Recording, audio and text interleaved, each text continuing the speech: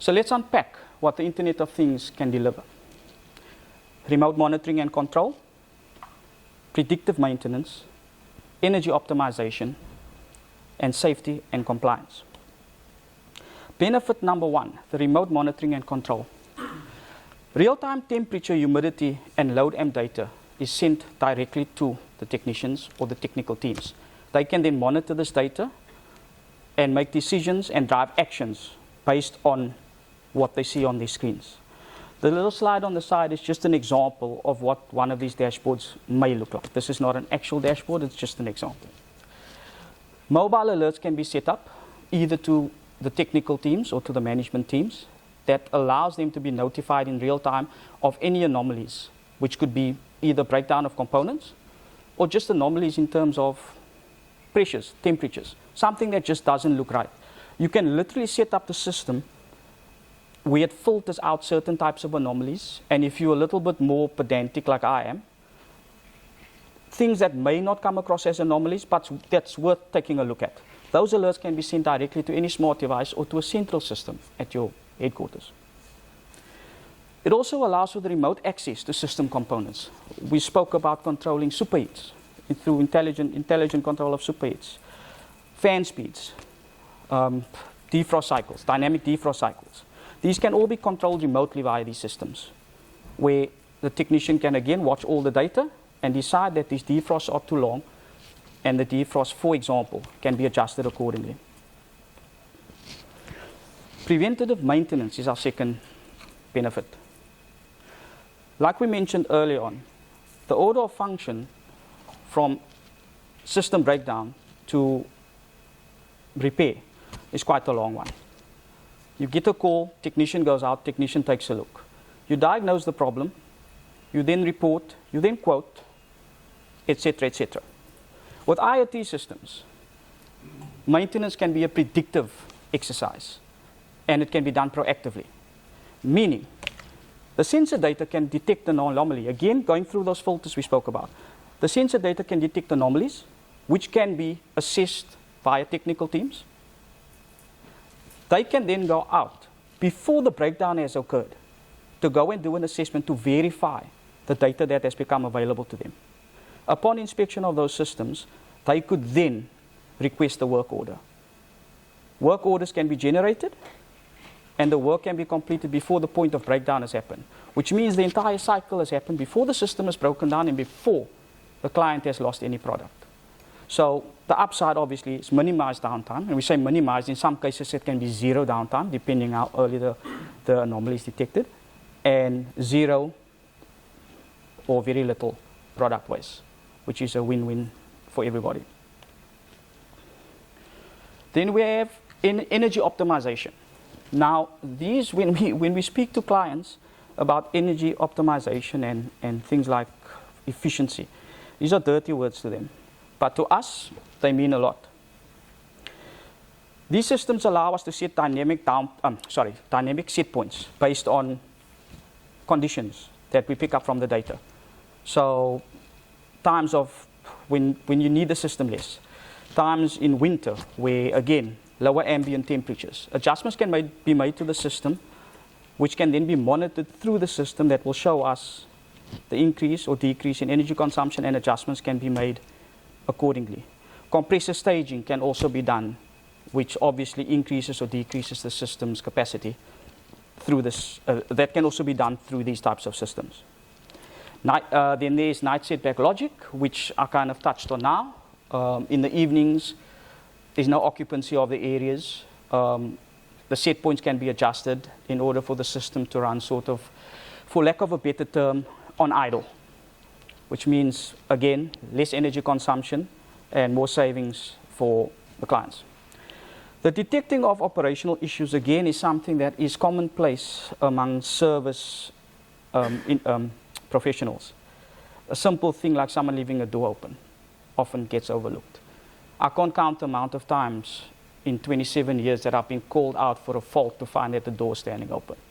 Or someone felt that it was too cold when they had to load that freezer or that walk-in fridge. And they put the fans off and forgot to put them back on after they were done loading the space. This type of monitoring can not just point to these operational issues, but can help us advise and make recommendations to end users. Then again, there's the dynamic defrost cycle, which obviously creates its own energy savings and allows us to set and change the defrost dynamically. The fourth and often popular or favorite of the benefits is safety and compliance. Obviously, food safety is very important, especially in food retail businesses, hospitality, and things like that. And these systems allow us to monitor those temperatures so closely and to react in real time, proactively, and often before issues arise, that it allows us to keep the food aligned with international guidelines when it comes to food safety and protocols. We can also accurately monitor refrigerant levels to minimize and react to leaks faster than we can without these systems in place. Leak detection is something that, again, often is something that is done after. System springs a leak. We don't know the system has sprung a leak unless you have some sort of monitoring system. We don't know the system has sprung the leak until the system breaks down. We then go and find out that there's an issue with the refrigerant levels. These systems on a graph can tell us when refrigerant levels are dropping.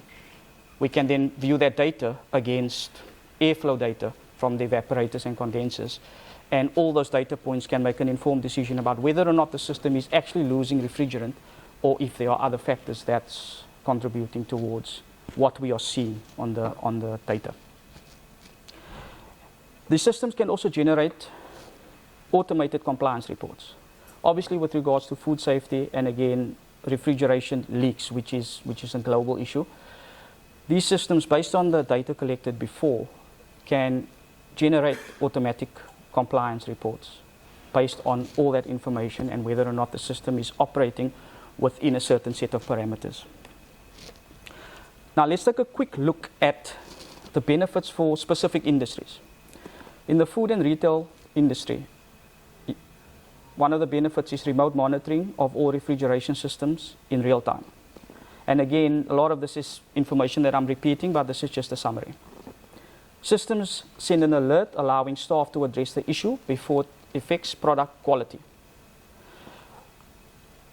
Refrigeration is such an important thing in the value chain that I think it was discussed yesterday, where the earlier you can get the product to the refrigeration part of the value chain, it actually extends the life of the product on the shelf. I think the number was something like by a week, we heard yesterday. And so this is obviously very important. You can also identify which units are consuming the most energy, and you can set up systems, scheduling systems, where different systems can work in different volumes in terms of their hourly or their working hours. These can also be set up, and it's very popular with food retail and supermarkets. Cold chain logistics. Real-time tracking and monitoring of temperature conditions throughout the entire journey. Smart sensors in refrigerated trucks or containers transmit temperature data to logistics teams. Again, alerts are sent out immediately, allowing drivers or logistic coordinators to make necessary adjustments if there are temperature fluctuations. Again, this gives us sort of foresight. In hotel and restaurants, IoT helps businesses maintain high standards of food safety. We've just touched on that. Automated maintenance schedules can be set up. They are very popular in hotels with maintenance staff, and they used to be done manually. They can now be done automatically through these systems, and the maintenance schedule can be tracked and automated in terms of alerts when and where certain measures need to be implemented. Another benefit here is the reduction in waste, which we've also touched on before. In pharmaceutical storage, we monitor the storage of pharmaceuticals in both warehouses and healthcare facilities. These systems provide real-time temperature data and automated alerts. It generates compliance reports, which also helps pharmaceutical companies meet stringent regulatory requirements.